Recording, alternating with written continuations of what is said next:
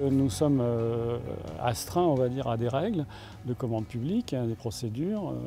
Voilà. Et donc, il y a la nécessité de faire émerger le projet, enfin moi de construire les éléments qui conduisent à faire le projet. Donc on va chercher la plupart du temps un CAUE, qui est un bras armé pour au moins poser la problématique.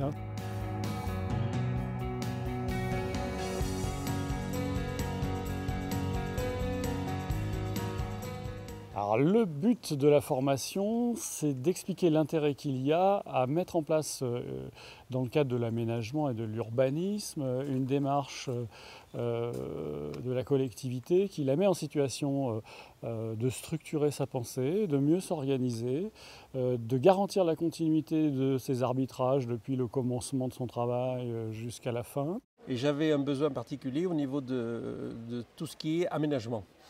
Parce que autant je peux connaître dans certains détails certaines choses à faire pour des opérations particulières, qu'elles soient privées ou communales, autant j'avais besoin, si vous voulez, d'entendre un petit peu une synthèse de l'ensemble de ces connaissances et de faire le lien de l'une à l'autre. Donc on a pu voir tout ce qu'il fallait prendre en compte quand on parle de planification urbaine au niveau du territoire de la commune, que ça devait être adapté à chaque territoire, le lien entre les différents acteurs aussi.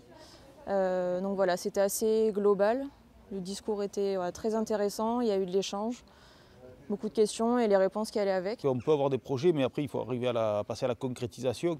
Et comment on va réussir justement à aller jusqu'au bout de nos objectifs, quels partenaires solliciter, qu'est-ce qu'on peut leur demander, sur quoi ils vont intervenir. Donc c'est là qu'on a aussi extrêmement besoin de professionnels qui vont pouvoir nous guider sur exactement comment monter la procédure pour aller jusqu'au bout. Dans la plupart du temps, en aménagement urbain, compte tenu des masses d'argent public qui sont dépensées sur le temps long, il est convenable, avant de faire un projet qui, on va dire, part trop dessiné, d'aller chercher un assistant à maîtrise d'ouvrage le plus pluridisciplinaire possible, c'est-à-dire en capacité de reformuler toutes les questions, voire d'anticiper toutes les questions que pourra poser l'aménageur ou le maître d'œuvre.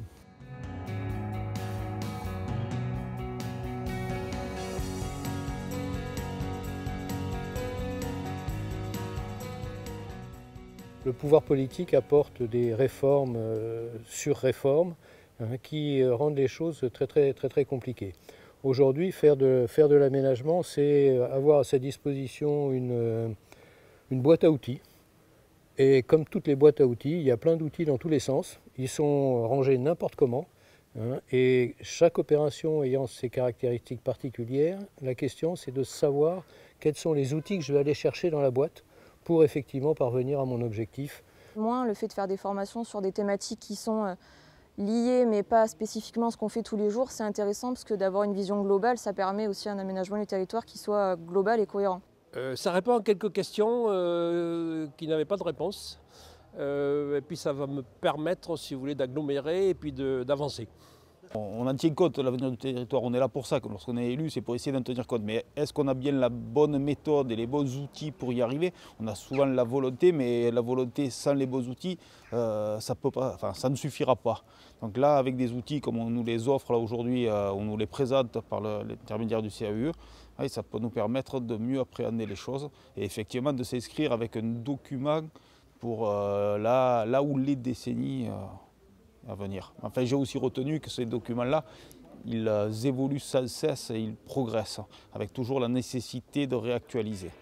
Pour moi, la réussite de cette formation, c'est à partir du moment où les élus et leurs services s'assureront, si vous voulez, auront bien la conscience, si vous voulez, que pour conduire ces opérations, il n'y a que eux qui en sont les maîtres d'ouvrage, qu'ils ont la possibilité d'intervenir en amont, en aval et jusqu'à la fin de l'opération, jusqu'à la livraison du bâtiment.